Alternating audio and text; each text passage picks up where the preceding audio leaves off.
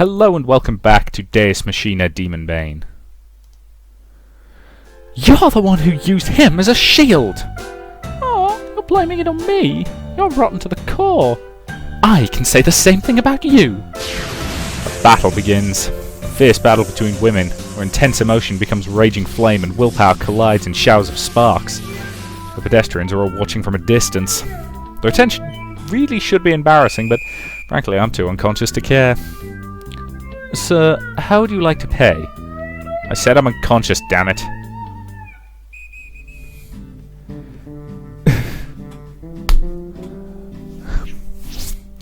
Yay! Kuru's found yet another target for his dark sadistic lusts. I've heard it before, I am not gonna react. After shopping, we head for Lisa's church. We come to leech a meal, of course, but I'm also here to talk to Lisa about Ania. While watching Ania play with the kids, I tell Lisa the story. She listens intently, nodding every so often. When I'm done, she falls into a deep thought. This only lasts a few seconds before she ups and says, like it's the most obvious thing in the world, "What's the problem? If she wants to stay with you, why not let her? Or are you afraid you won't be able to control yourself?" Oh, hell no. And just let her stay. It'd be too cruel to kick her out when she has nowhere to go. Besides, if you start worrying about your social standing now, it wouldn't have the tiniest, most minuscule shred of meaning. What? Seriously? Not even a shred? Don't worry. Whenever you're in trouble, your sister Lisa will help out. Keep on coming. Al snorts, seemingly displeased by my serious consideration of the problem. Seeing this, Lisa giggles knowingly. Yeah, I suppose I can let her stay at my place until we figure out who she is. Dude. You have 2 suitable places to sleep in your apartment. One is a sofa, which I maintain is only a viable place on an occasional short-term basis. I've kept on sofas. It's viable for like a long weekend. I wouldn't want to do it long-term. And a bed that is made out of a sentient monster that I had to bloody censor the first time it turned up. So, unless you happen to have a bathtub for her to sleep in, which I don't think you do, where the hell do you plan on making her kip? Unless you're planning to start sleeping on the floor. And again, I've done that as well. But again, it's not exactly a great long-term solution. Having thus convinced myself, I turn my attention to my half-read paper. The Arkham Advertiser, the city's most popular local paper. In Arkham City, where the shit never stops hitting the fan, information is life. And the Arkham Advertiser serves as an important source of sustenance. A headline in bold grabs my attention. 78 Black Lodge members found dead. Early this morning, 78 Black Lodge members were found killed in Sector 18. The police are investigating the incident as a dispute between criminal organizations. What is this? Oh, that. It's so horrible. This has to be a bigger deal than they're making it sound. Gang war? Bullshit, what kind of dumbass would pick a fight with Black Lodge? Well, apart from us, I guess. Al is silently reading the paper over my shoulder, and there's a scowl on her face. Suddenly she mutters something. Yesterday. It hits me like a ton of bricks, and I stare at Ania, who's playing with the kids. The scars on her body. She said that she was running from something. Does she have some connection to this incident? Or is that just my imagination running wild? I hope it's just a coincidence. Fate has a way of coming upon you from unexpected directions and in unasked for ways. Be wary. The ominous warning chills me to the core. Perhaps I too have caught the scent of unrest approaching. I still don't know why the sort of quasi-biblical quotes. These feel like they're quotes from something, but I don't know what. I'm still not sure why they feel the need to reveal themselves slowly enough that I have to wait for them to actually read them aloud, but oh well. Go thy way, eat thy bread with joy, and drink thy wine with a merry heart, for God now accepteth thy works. The next day sees me awaken to yet another surprise. But this time, however, I'm not actually in any physical danger. A wonderful smell tickles my nostrils, and the growling of my empty stomach wakes me from my slumber. Oh, this smell. Hearing Ania's voice from the kitchen, I stagger over, rubbing the sleep from my eyes. Ennea is humming while frying something. There's a shimmering pot on the gas stove. Noticing my approach, she turns around with a bright smile. Ah, Kuru, you're awake! Wait a minute, I'm almost done making breakfast. Breakfast? Looks like she's cooking up quite a feast. Wait, hold on a minute. I'm pretty sure there weren't enough ingredients for this in the fridge. Yeah, I was surprised. I couldn't find anything. I had to do a little shopping. Wait, what did you do for... Wait! I go back to the office and look for my wallet. And there it is, lying haphazardly on my desk. I leap over, seize the wallet and check the contents. Oh, I knew it, there's less! She took my money without asking me? But Ania shakes her finger at me chidingly, unfazed by my wrath. You had to learn to live like a human eventually. It was necessary expenses. You... Okay, breakfast's ready! Just as I'm about to yell at her, she thrusts a bowl of stew under my nose. My vacuous stomach rumbles, enticed by the smell of the stew. Oh, my anger really is no match for my hunger, and Enea's enthusiasm. Come on, clear off the desk or I won't be able to set the dishes. And you, stop loafing in bed! Yeah. What's the meaning of this, girl? Diggly! Al is fuming at having been kicked off Dunsany, but Ania just goes right on setting the dishes like she isn't there. Ah well, I feel like I've been dragged around an awful lot lately, but I go help anyway.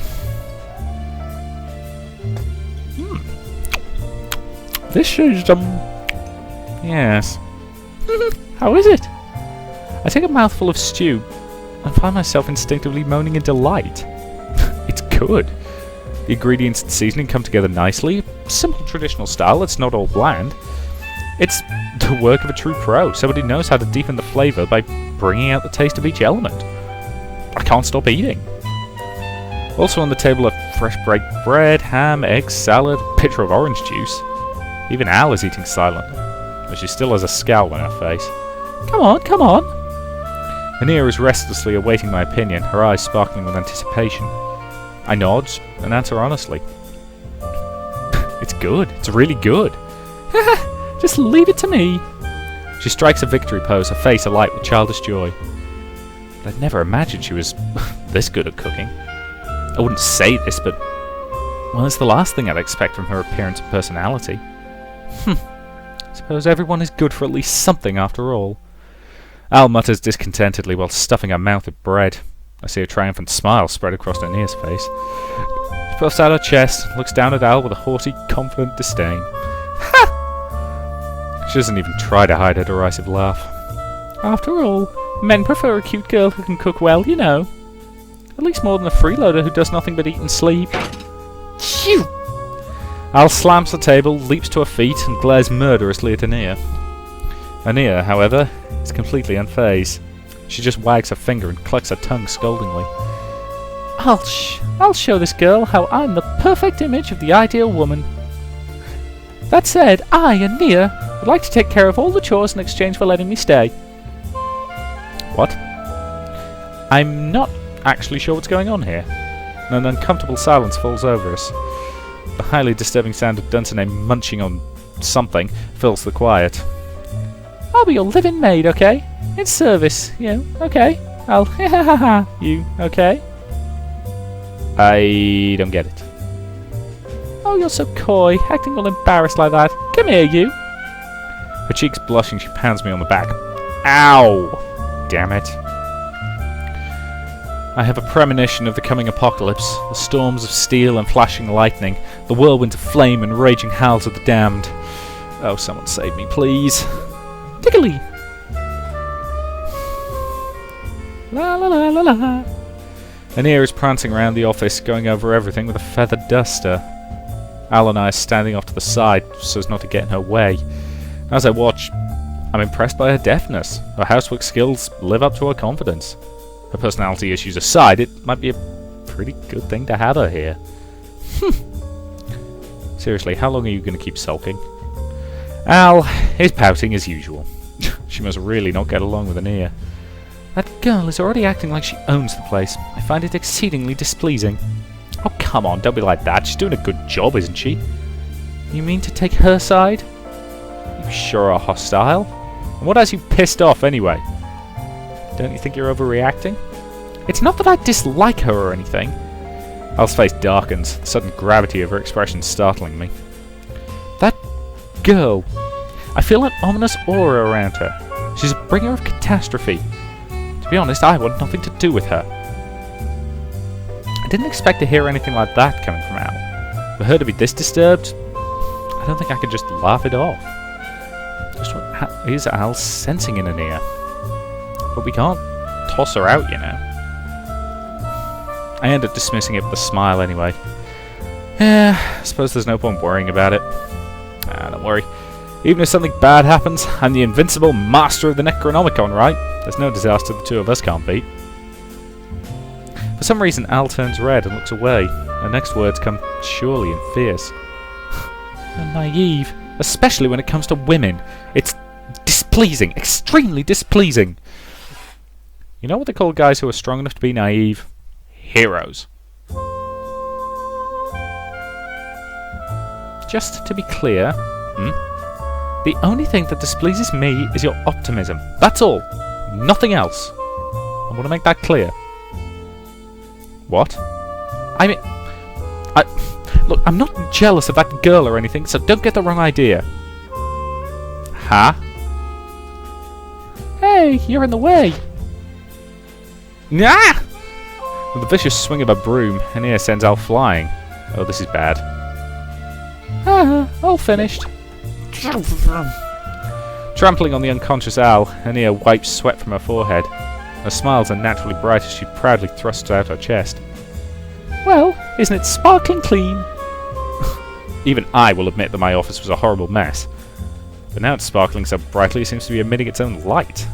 The floor's been so thoroughly polished I can see my own face in it. It's perfect. All that's left is to take out the oversized garbage. She hoists Al by the collar like she's holding something filthy, and Al starts trembling with rage.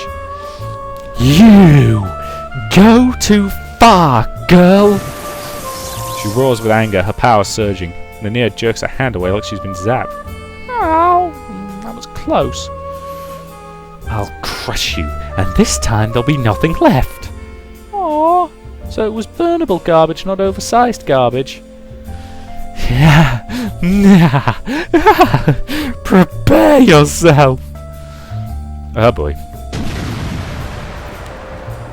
Al's power cuts through the air, blasting a chair to meaningless splinters. Oh, how scary! It's like you really want to kill me. So you dodged that, you little rodent. Yeah. Hey, hey, hey, hey, hey! Tickly! Ah, Saya, Troya! Al's just blowing shit up left and right. Oh god, this is not cool. At this rate, the office will... Hey, cut it out! This place was just cleaned, huh? Ah. I see white.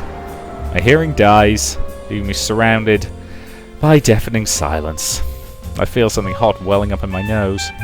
My consciousness explodes. In other words, my body had exploded as well. I blank out.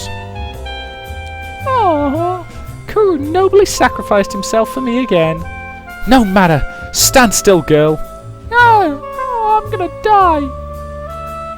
Lord, was I a terrible person in a past life? Did I do something to deserve all the misfortune that's befallen me of late? Answer me. Please. Please. Oh, answer, damn it! God.